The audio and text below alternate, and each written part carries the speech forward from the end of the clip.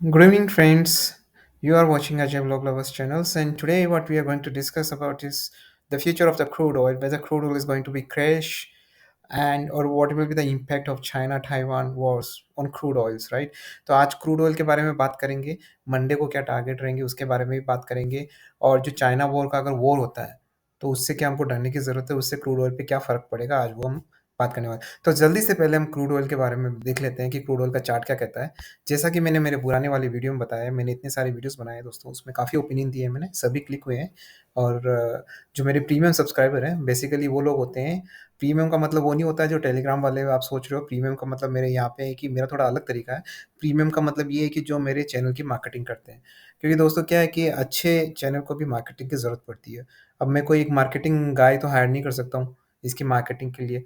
तो मैं जो सब्सक्राइबर्स जो मेरे लिए चैनल की मार्केटिंग करते हैं, मैं उनको इंडिविजुअली एक्स्ट्रा हेल्प प्रोवाइड करवाता हूँ, राइट? तो चलिए स्टार्ट करते हैं।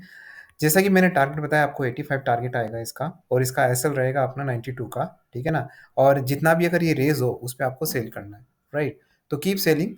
जल्दी से मैं एमसीएक्स के बारे में बता देता हूँ, ठीक है ना? पहले हमको इंटरनेशनल मार्केट का देखना है ताकि उसी के हिसाब से हमको एमसीएक्स का देखना है। एमसीएक्स के मैंने टारगेट दिए हैं 6800, और जो मैंने एसएल दिया है वो 7200 का है। सो अपना risk to reward ratio mention है, रिस्क कम है, रिवॉर्ड ज़्यादा है, राइट? तो ये हमेशा आपको देखना है। जब भी आप कोई ट्रेड करें दोस्तों, विद क्रूड ऑयल हो, इक्विटी कैश हो, आपको रिस्क एंड रिवार्ड मैनेज करना है। अगर आपको रिस्क मैनेजमेंट में महारत हासिल हो गई दोस्तों, तो आपको कभी लॉस नहीं होगा। चलो प्रॉफिट कम हो लेकिन लॉस कभी नहीं होगा। तो ये बात ध्यान रखें। वो वैसी वाली बात होती है ना दोस्तों, जब आप कार चलाना सीखते हो तो सब एक्सेलेरेटर पे पाँव दबाना चाहते हैं, लेकिन अगर जिसको ब्रेक पे कमांड आ गया, राइट, उसकी गाड़ी हो सकता है धीरे धीरे चले लेकिन कभी एक्सीडेंट नहीं होगा, राइट? तो वही बात है दोस्तों, ठीक है ना? तो यहाँ रिस्क मैनेजमेंट बहुत मैटर करता है। तो आप हमेशा रिस्क टू रिवॉर्ड रेशियो पे ज़्यादा फोकस करिए। तो जल्दी से हमारे दूसरे टॉपिक पे आ जाते हैं कि चाइना और ताइवान का अगर वॉर हुआ तो उसका इम्पैक्ट क्रूड ऑयल पे क्या पड़ेगा। तो देखिए, रशिया यूक्रेन वॉर का युद्ध आपने देखा है, उससे क्रूड ऑयल पे इम्पैक्ट क्यों पड़ा, उसकी रीजंस मैं एक बार बता देता हूँ आपको। क्योंकि देखो, जो भी दो कंट्रीज थी, right? First Russia. Russia is the exporter of crude oil. Okay, it's a major exporter of crude oil. बहुत ज़्यादा क्रूड ऑयल, और क्रूड ऑयल ही नहीं, फर्टिलाइजर, बहुत सारी चीज़ें वो एक्सपोर्ट करता था। और वो भी कौन सी कंट्रीज़ में? यूरोपियन कंट्रीज़ में, राइट? सो यूरोपियन कंट्रीज़, बेसिकली मैं उसको अगर यूएस बोलूँ तो कोई अतिशयोक्ति नहीं होगी, क्योंकि वो सब यूएस के इशारे पे काम करते हैं, राइट? तो वो एक बहुत बड़ा ग्रुप है जहाँ पे वो एक्सपोर्ट करता था, ठीक है ना? ऊपर से जो यूक्रेन है, यूक्रेन काफ़ी सारा व्हीट एक्सपोर्ट करता था all over the world, right? 50% जो स्टेक होल्डर है वो यूक्रेन का है, राइट? इंडिया तो अभी-अभी एक्सपोर्ट करने लगा है, क्योंकि यूक्रेन का जो भी गेहूँ वगैरह था वो एक्सपोर्ट होना बंद हो गया था, रशिया ने ब्लॉक कर दिया था।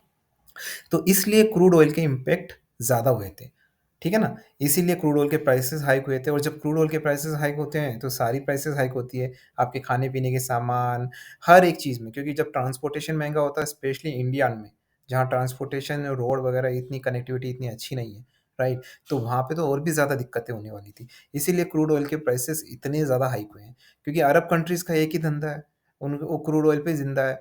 तो जैसे ही ऐसा कुछ आता है, उनको बहाना मिल जाता है क्रूड ऑयल की प्राइस हाइक करने का, राइट? तो वो कर लेते हैं। तो इसका ये इम्पैक्ट होता है। अब चाइना और ताइवान का जो अगर वॉर हुआ तो उसका क्या इम्पैक्ट होगा, मैं बता देता हूँ। दोस्तों, उसका इम्पैक्ट भी क्रूड ऑयल पे तो होने ही वाला है, ठीक है ना? महँगाई तो बढ़ने ही वाली है, राइट? बट उसका इम्पैक्ट इतना नहीं होगा जितना कि रशिया यूक्रेन का हुआ। क्योंकि जब चाइना अगर वॉर करता है तो चाइना का काफ़ी सारा, चाइना एक मैन्युफैक्चरिंग हब है, राइट? काफ़ी चीज़ें एक्सपोर्ट करता है। सी फॉर एग्ज़ाम्पल, चाइना का जो भी मैन्युफैक्चरिंग है, इलेक्ट्रॉनिक्स वगैरह है, वो सब वही एक्सपोर्ट करता है all over the world. Robotics आ गया, सब वही एक्सपोर्ट करता है, ठीक है ना? आपके जो ड्रोन्स आ गए हैं, छोटी-छोटी सुई से लेके एक जहाज़ तक, ठीक है ना? काफ़ी सारी चीज़ें, ये कंटेनर तक वो एक्सपोर्ट करता है। जिस कंटेनर से इंडिया का जो सामान दूसरी जगह जाता है, वो भी वो एक्सपोर्ट करता है। तो जब ये चीज़ें जो एक्सपोर्ट करता है, जब वॉर होगा, तो ऑब्वियस बात है कि वो जो एक्सपोर्ट वगैरह होगा, उसमें कमी आएगी, क्योंकि वो नहीं कर पाएगा फुल फ्लेज एक्सपोर्ट, जब वॉर चल रहा होगा। तो उसकी वजह से जब महँगाई बढ़ेगी, ठीक है ना? तो महँगाई बढ़ेगी, महँगाई का इम्पैक्ट क्या होगा? क्रूड ऑयल की प्राइसेस भी बढ़ेगी, क्योंकि जब महँगाई बढ़ेगी, अरब कंट्रीज़ में भी महँगाई बढ़ेगी, तो अरब कंट्रीज़ वाले क्या करेंगे? ईरान, इराक क्या करेंगे? जैसे उनकी महँगाई बढ़ी, उनको कंपनसेट करने के लिए वो क्रूड ऑयल की प्राइस हाइक कर देंगे। लेकिन वो इतनी हाइक नहीं करेंगे जितना कि अभी रशिया यूक्रेन का हमें इम्पैक्ट दिखा है दोस्तों, ठीक है ना? तो इसलिए अगर कल को वॉर हो जाता है तो definitely it will impact the crude oil, but ऐसा नहीं होगा कि जैसे अभी 120 बैरल पे चला गया था international crude oil, right? WTI 120 पे चला गया था, वैसा नहीं होने वाला। हो सकता है कि यहाँ से वापस 95 या 100 तक पहुँच जाए, इससे ज़्यादा और कुछ नहीं हो सकता दोस्तों। सो दोस्तों अब और अभी तो ये वॉर का भी कुछ है नहीं है, ठीक है ना? अगर वॉर होगा या नहीं होगा, अगर इसका दिमाग में रख के अगर आप ट्रेड करोगे, तो ऐसे तो हर हर रोज़ ही कोई न कोई चीज़ आती है, ठीक है ना? हर रोज़ ही अभी ये रशिया-यूक्रेन का वॉर सता रहा था हमको, अब चाइना ताइवान का सता रहा है, कल को गलवान इंडिया का सताएगा। अगर इस बेसिस पे अगर आप ट्रेड करने लगे और घबराने लगे तो कभी ट्रेड नहीं कर पाओगे, राइट? तो आप है ना एक काम करिए, शॉर्ट टर्म रखिए, राइट? आप जब भी ट्रेड करिए शॉर्ट टर्म रखिए, और अगर आपको इंट्राडे में महारत हासिल है तो इंट्राडे भी करिए। तो कभी भी इन्वेस्टमेंट अपना स्टक ना करिए, ठीक है ना?